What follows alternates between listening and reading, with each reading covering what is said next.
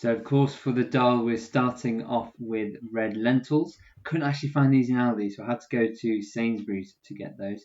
We've got a tin of chopped tomatoes, some curry powder, which we're going to use to both flavour the onions but also the dal itself. Some coconut oil. I like coconut oil in this one because the flavour works really well because we're adding coconut rice too.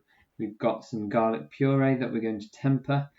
Then some diced white onions. No dal is complete without some onions. Of course, salt and pepper, can't go wrong with those, and some lemon, which we're going to roll and then squeeze into the dish to add a nice citrus burst. And of course, our leftover coconut rice from yesterday's stir fry.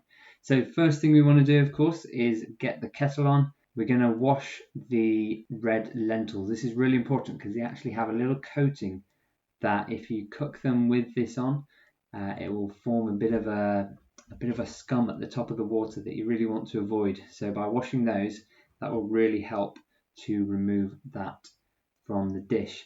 Now, ideally, you have a fine sieve. I'm using colander here because it's all that I've got, but I ended up actually spilling quite a few lentils onto the work surface. So if you have a fine sieve, that will work better.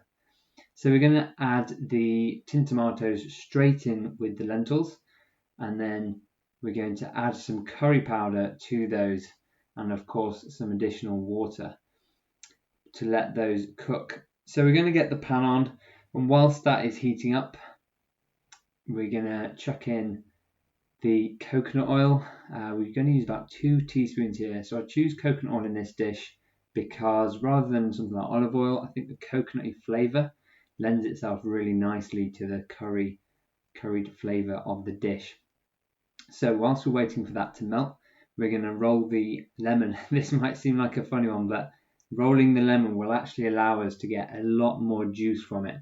So you've got to work it quite hard. We're actually going to chop that later on to preserve its freshness. So yeah, you can give that a squeeze and you can feel that we've definitely done the right work there. So now that the oil has melted in the pan, we're going to add some garlic puree and some curry powder, which we're going to temper in the oil. So we're just trying to speed up the process of releasing those flavors. Because the core ingredients of the dal are quite dull, the onions, the tomatoes and the lentils, they don't have too much flavor themselves. You can really season them quite strongly with the curry powder and the garlic. And then you're just going to want to fry those off for a minute or two with the silicone spatula until they become very fragrant and look like that. That'll be really, really nice, filling the room with a delicious smell. Then we're going to chuck in a load of onions. They're just super, super easy to do. So just fry those off for a few minutes. Now, because they are frozen onions, they will have a little bit of water, so you're going to want to fry that off. And then, of course, stir around and make sure they're all covered with that gorgeous oil and spice mix.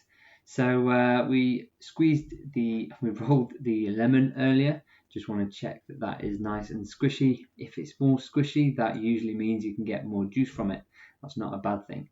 So we're going to cut that open. You can already see the juice trying to creep out there.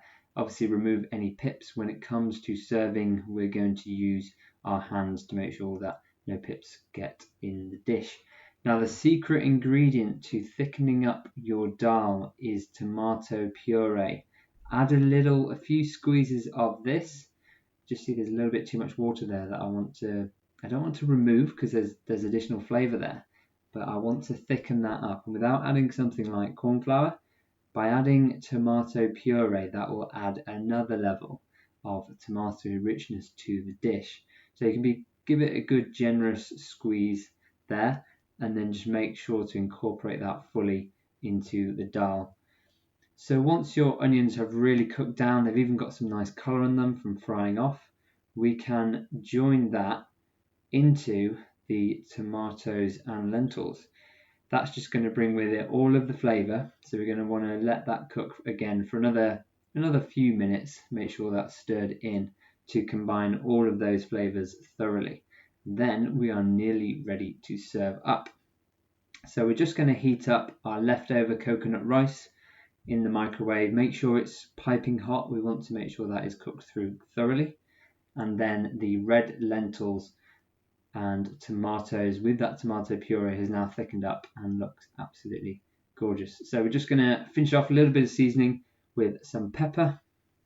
You can be quite generous here, I always am. And of course, some salt. Can never go wrong with the flavor enhancer, salt. So combine those flavors, make sure that's nice and mixed in. By this time, your coconut rice should be heated up. See how that's piping hot throughout. Still retaining some of its creaminess. It won't quite be as creamy as the previous day, but it's still pretty good. I don't think there'll be any complaints, I hope. So serve up your desired amount of coconut rice and then top liberally with the Dahl. Now, of course, you can add any additional ingredients you have at this stage, whether it's sliced chicken or leftover meats or whatever you have. Maybe it's extra green vegetables. You can just chuck those on the side if they're all warmed up. Now, adding the lemon, this really just finishes it off. The lemon citrus flavor cuts through the spice so well. You're going to want to use your hands to capture any of those seeds and those pips. And then all you've got to do is let it cool down a little bit and enjoy. So that is the Dahl recipe, and I hope you enjoy it as much as I do.